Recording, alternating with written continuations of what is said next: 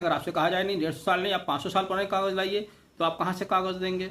आज तमाम media channels इस बात की अफवाह फैला रहे हैं, भ्रम फैला रहे हैं, झूठ फैला रहे हैं कि मेरठ के खरखौदा में थाने की ज़मीन को हत्या कर या कब्जा कर उस पर कोई मस्जिद तामीर कर ली गई है और उस मस्जिद को वहाँ से हटाने की तैयारी चल रही है।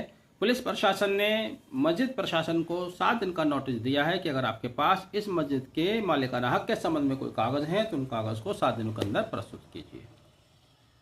आपने इतना ही सुना है और इसी को आप सच मान रहे हैं क्योंकि आपको इतना ही बताया जा रहा है, जबकि सच इससे ज़्यादा है, इतिहास इससे बहुत बड़ा है।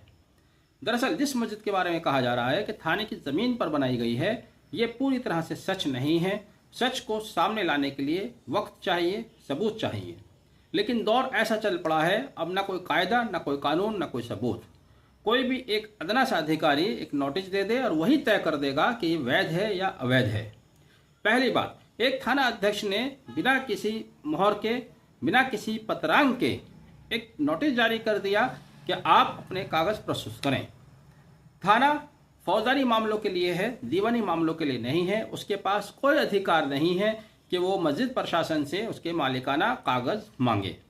अगर इसी तरह से कागज मांगे जाने लगे, आप एक मकान मालिक हैं, आपका एक किराएदार के साथ विवाद चल रहा है या आपके किसी मालिकाना हक को लेकर विवाद चल रहा है, तो आपको भी इस तरह कोई भी व्यक्ति नोटिस दे सकता है कि 7 दिनों में अपने कागज पेश करो, नहीं तो फिर बुलडोजर आपके लिए तैयार है। दरअसल जिस मस्जिद की ये बात चल रही है, ये मस्जिद 350 साल से ज़्यादा पुरानी है, जबकि थाना 70 या 80 साल पुराना है। जिस डाक बंगले पर थाने का होना बताया जा रहा है, डाक बंगला भी थाने की असल स्थिति से 100-125 मीटर आगे था। लेकिन विषय ये नहीं है, विषय ये है कि जब मस्जिदें कायम हुई, बहुत सारी मस्जिदें ऐसी हैं जो रेलवे स्टेशन पर यात्रियों की सुविधाओं के लिए बनाई गई, और मस्जिद नहीं, साथ साथ मंदिर भी बनाए गए। जहाँ जहाँ पुराने दौर में मस्जिदें स्थापित हुई वहाँ मंदिर भी बनाए गए, और अब नए दौर में भी हर थाने के अंदर मंदिर बना हुआ है। थाना खरखौदा परिसर की दीवार से लगा हुआ भी PWD की जमीन पर मंदिर बना हुआ है। क्या आप उस मंदिर को अवैध कहेंगे? क्या आप उस मंदिर से प्रशासन के कागज मांगेंगे? हमारा सवाल ये नहीं कि आप उसको अवैध करार दें या उनसे भी कागज मांगे। हमारा सवाल ये है कि जो धार्मिक स्थल हैं, जो लोगों की बेसिक नीड्स हैं, उसके मुताबिक जब उस समय के बने हुए हैं, आज आके आप 300 साल बाद अगर उनसे मालिकाना हक मांगते हैं तो ये न्यायोचित नहीं है। और अगर आपको मालिकाना हक मांगने का इतना ही शौक है तो आपको यह भी मालूम होना चाहिए था, स्थानाध्यक्ष को मालूम होना चाहिए था, साल 1986 में इसी मस्जिद को लेकर एक मामला दीवानी न्यायालय में चला था। दीवानी न्यायालय ने मस्जिद के पक्ष में निर्णय लिया था कि यहाँ मस्जिद है और मस्जिद में सैकड़ों सालों से लोग नमाज पढ़ते आ रहे हैं, इसलिए थाने को उनका रास्ता बाधित करने का कोई अधिकार नहीं है। उस समय भी उत्तर प्रदेश सरकार को हार का मुंह देखना पड़ा था। हालांकि उत्तर प्रदेश सरकार इस फैसले के खिलाफ रिवीजन में भी गई थी, वहां भी उनको हार का मुंह देखना पड़ा।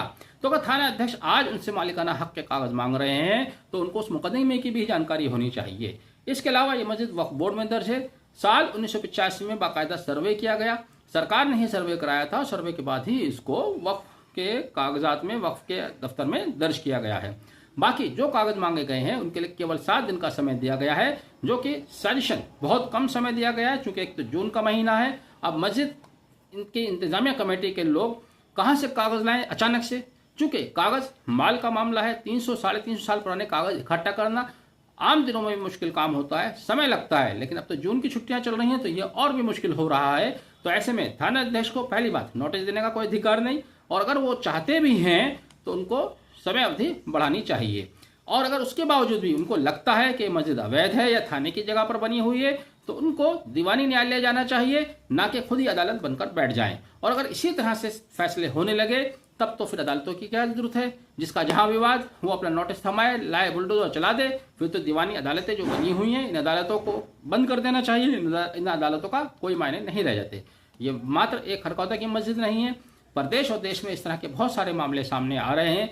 ये सिर्फ एक माहौल खराब करने की, मुसलमानों को छेड़ने की, उनको तंग करने की, उनको पिन करने की, कब तक ये नहीं बिलबिलाएंगे, कोशिश की जा रही है। उसी कोशिश का एक और इनकी साजिश है, उसी अनुक्रम में की जा रही है।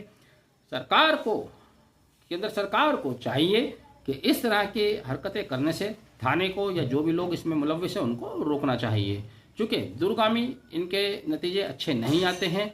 अगर इस तरह की चीज़ें की जाएंगी तो ये समाज के लिए भी हानिकारक है। किसी भी स्वस्थ समाज के लिए इस तरह की चीज़ें सही नहीं है। जो तथ्यों पर है, जो कागज़ों के आधार पर है, आपको उसी के अनुसार, कानून के अनुसार कार्रवाई करनी चाहिए। यहाँ पर ये कहना भी बेईमानी हो गया है, पहले से जो वर्शिप एक्ट आपकी आंखों में पहले से ही खटक रहा है, आप उसको नहीं मानते।